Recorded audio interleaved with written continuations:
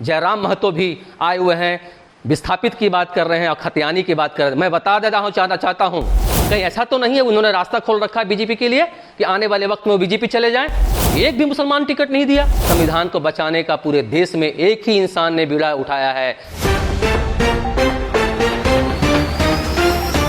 समाज सेवा के क्षेत्र में पहले से आप रुझारू थे, तो आपको इलेक्शन लड़ने का क्या सोच पड़ा? देखिए, लगातार मैं 25 सालों से चिकित्सक क्षेत्र में लगातार ग्रामीण जगहों पे लोगों का मेडिकल कैंप करवा रहा था। मैं लगातार गरीबों की आवाज़, मज़दूरों का हक दिलाने का काम, विस्थापितों का आवाज़ लगातार मैं करते आ रहा था। लेकिन मुझे ऐसा लगा कि जिस स्थान पे मैं हूँ, एक चिकित्सक होने के नाते मैं वो सारी चीज़ों को और ज़्यादा लोगों को मदद नहीं पहुँचा पाऊँगा। तो मुझे लगता है कि एक संवैधानिक पोस्ट पे आने के बाद ही मैं लोगों की और ज़्यादा से ज़्यादा मैं मदद कर सकता हूँ। क्या ऐसा है कि आप बदलाव लाना चाहते हैं? मैं पूरे झारखंड की बात कर रहा हूँ, साथ साथ में धनबाद लोकसभा की बात कर रहा हूँ।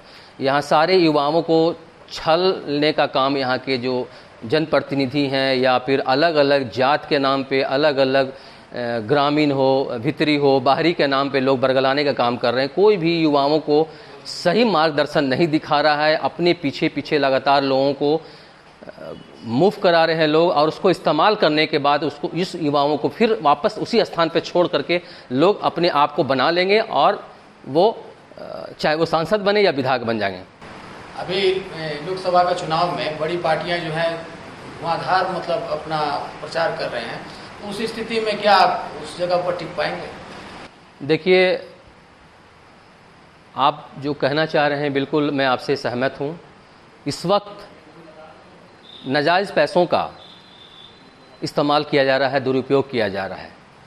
ये पैसा यहाँ की जनता का है, यहाँ के गरीबों का है, यहाँ के मज़दूरों का है, यहाँ के विस्थापितों का है। जिन जिन स्थान पे जिनकी ज़मीन गई है उनको मुआवजा नहीं मिला, ये उनका पैसा है। जिन खेतों में जहाँ से कोयला का व्यापार हो रहा है, जो कोयला निकल रहा है, ये वहाँ के इंसान का पैसा है। तो अगर इस तरह से पैसे का दुरुपयोग होता है तो मुझे लगता है कि इस बार धनबाद लोकसभा की जनता इन सबों को जवाब देगी और बेहतर कैंडिडेट, आपको एक शिक्षित, पढ़ा लिखा, दुख दर्द समझने वाला इंसान, पेशे से मैं डॉक्टर, एक चिकित्सक हूँ, मैं सच में इस क्षेत्र में आया हूँ, लोगों की चिकित्सक इलाज करने आया हूँ। तो मैं ये कहना चाहूँगा इस वक्त यहाँ के जनता से, क्योंकि समाज में कथाकथित कुछ ऐसे चेहरे नकाबपोश जो हैं, जो एजेंट के तौर पे लगातार दोनों पार्टियां का घूम रहे हैं, प्रलोभन दे रहे हैं। इस वक्त आम जनता को समझने की ज़रूरत है कि दुख सुख में आपका कौन साथ रहा है और आपके किसी भी पारिवारिक समस्या पे कौन आया था। कोविड की बात कर रहे हैं तो यही डॉक्टर परवेज नैयर, जब झारखंड का जेएमएम की सरकार और गठबंधन की सरकार, जो कांग्रेस की सरकार, इसका गवाह है।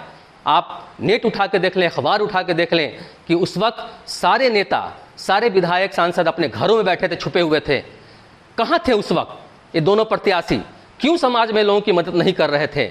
और कुछ लोग कर भी रहे थे तो एक केला या 1 किलो अनाज देने के बाद लगातार वो भारी संख्या में लोग सोशल मीडिया का उपयोग करके अपने आप को प्रमोट कर रहे थे। वाह रे वाह प्रतिनिधि और वाह रे वाह नया प्रत्याशी। इस वक्त आपसे गुजारिश करूंगा, आप अपने जहां से, जिस विधानसभा से आए हैं, आप अपने विधानसभा में जाके लोगों को खुश रखें, तो जाके आप आगे के लिए सोचेंगे। यहाँ के लिए आपको यहाँ की जनता बिल्कुल कतई आपको एक्सेप्ट नहीं करने वाली है।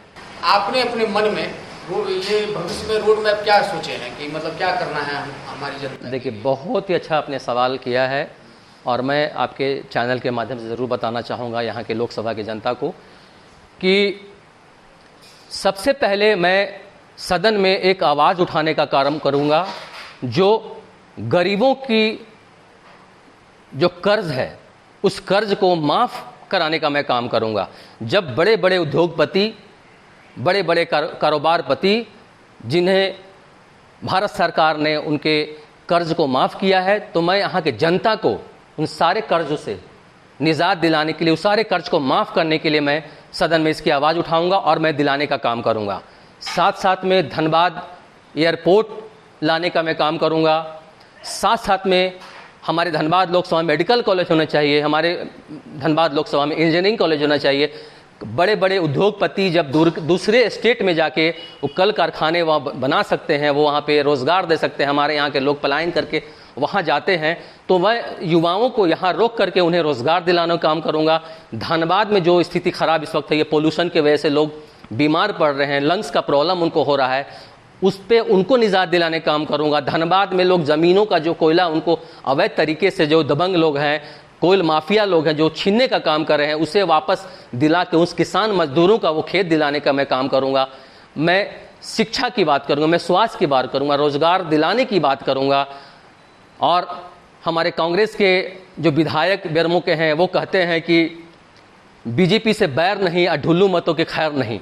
तो ये बड़ा ही चिंताजनक विषय है। इस वक्त यहाँ के अल्पसंख्यक आदिवासी दलित को सोचने समझने की ज़रूरत है कि होशियार अभी से भी हो जाओ। आखिर क्यों नहीं वो बार बार बीजेपी का, बार बार मोदी जी का या भाजपा का किसी भी नेता का, किसी भी मिनिस्टर का, सांसद का, किसी के नाम को लेकर के वो लगातार उंगलियां नहीं उठा रहे हैं, ना उनके प्रति कोई भी सवाल टिप्पणी कर रहे हैं। आखिर क्यों सिर्फ डुल्लू पंतों पे क्यों कर रहे हैं? इसका मतलब यहाँ की जनता को, आवाम को, अल्पसंख्यक को समझनी चाहिए। कहीं ऐसा तो नहीं है उन्होंने रास्ता खोल रखा है बीजेपी के लिए कि आने वाले वक्त में वो बीजेपी चले जाएं? तो होशियार होना का यहाँ पे, यहाँ की जनता को समझना होगा आखिर क्या प्लान चल रहा है, कि क्यों नहीं वो बीजेपी के खिलाफ बोल रहे हैं, क्यों नहीं मोदी जी के खिलाफ बोल रहे हैं। ये पूछने की और यहाँ की अल्पसंख्यकों को, दलितों को समझने की जरूरत है, ये आखिर प्लान क्या चल रहा है। और ढुल्लू बाबू बीजेपी का जो है, इस वक्त लाख खर्च कर लें आप लोग, लाख लोगों को प्रलोभन दे दें, जनता आपको सबक सिखाएगी। कहाँ गया जल जंग जमीन की बात? आज वो अपने बचाव के लिए, अपने परिवार के बचाव के लिए उन्होंने जमीन बनाया, घर बनाया, प्रॉपर्टी बनाया। उसी प्रकार इसी वक्त जयराम महतो भी आए हुए हैं, विस्थापित की बात कर रहे हैं और खतियानी की बात कर रहे हैं। मैं बता देता हूँ, चाहता हूँ झारखंड की जनता को, आप जिस तरह से उन्होंने आंदोलन चालू किया था और अपने परिवार खानदान को देख लीजिए उनका, उसी प्रकार ये प्रतिनिधि जो आपका है, आप युवाओं को जो पीछे पीछे घुमा रहा है, सदन में जाने के बाद, अपने आप को बनाने के बाद, अपने पार्टी को मजबूत करने के बाद, आपको उसी प्रकार जिस तरह जेबीएम ने छोड़ दिया आपको, उसी प्रकार ये छोड़ करके फिर वापस अपने राजपाट में लगे जाएंगे। ये जनता इस बार जवाब देगी। उनको समझने की ज़रूरत है कि सदियों से क्या उन्होंने मेरा ठेका लिया है, क्या हमारे समाज के लोग किसी को हराने का, किसी को जिताने का कसम खाए हैं। तो ये समझना होगा, यहाँ के आवाम को, दलितों को समझना होगा, मुसलमानों को समझना होगा, उन्हें जवाब देना होगा। अपने रूह और अपने आत्मा से पूछें, अपने बच्चों का भविष्य देख के पूछें कि क्या सच में आपको कांग्रेस, बीजेपी तो खुलेआम दुश्मन है, क्या कांग्रेस सच में आपका हितैषी है? जो देश का हालात हुआ है सारा के सारा कांग्रेस से किया हुआ था। तो मैं यहाँ के अवाम से, मैं यहाँ के जनता से पूछना चाहूँगा, जनता से मैं रिक्वेस्ट भी करना चाहूँगा कि अपने बच्चों, मासूम बच्चों का भविष्य, अपने आने वाले भविष्य बच्चों को देख करके डरने की ज़रूरत नहीं है। वो डराते हैं, आइए हौसला देते हैं आपको, लेकिन दोनों, एक बड़ा भाई है, एक छोटा भाई है, दोनों का रूप एक ही है। आपको समझना होगा, आपको अपने आत्मा से बताना होगा, आपको अपने जो संख्या है, अपनी जो वोट है, अपने वोट के ताकत से आपको एहसास दिलाना होगा कि मुस्लिम की संख्या कितनी है, दलित की संख्या कितनी है, हमारी भागीदारी कितनी होनी चाहिए। अगर आज आप सवाल नहीं उठाएं आज अगर आप हिम्मत नहीं दिखाएं तो जिंदगी भर चले जाएंगे आप सोच लो, 5 राज्यों में, राजस्थान, मध्य प्रदेश, छत्तीसगढ़, महाराष्ट्र और झारखंड, एक भी मुसलमान टिकट नहीं दिया। रियल में संविधान इस वक्त खतरे में है, संविधान खतरे में बिल्कुल है। संविधान को बचाने का पूरे देश में एक ही इंसान ने बीड़ा उठाया है, आजाद समाज पार्टी काशीराम भीम आर्मी का, जिसके राष्ट्रीय अध्यक्ष चंद्रशेखर आजाद रावण हैं, जो दलितों की आवाज़ उठाते हैं, अल्पसंख्यकों की आवाज़ उठाते हैं। आप याद करो यहाँ की जनता, अगर आप चुक जाओगे इस वक्त तो भीम आर्मी के जो राष्ट्रीय अध्यक्ष है, उन्हें अपने आप में बहुत अफसोस होगा कि जब से मैंने शुरुआत किया है आंदोलन, लोगों के लिए किया है, और लोग मुझे पसंद नहीं कर रहे हैं, तो उनकी हिम्मत टूट जाएगी। आपको उन्हें हिम्मत देने का काम है और मुझे जिताकर सदन में भेजने का काम करें आप।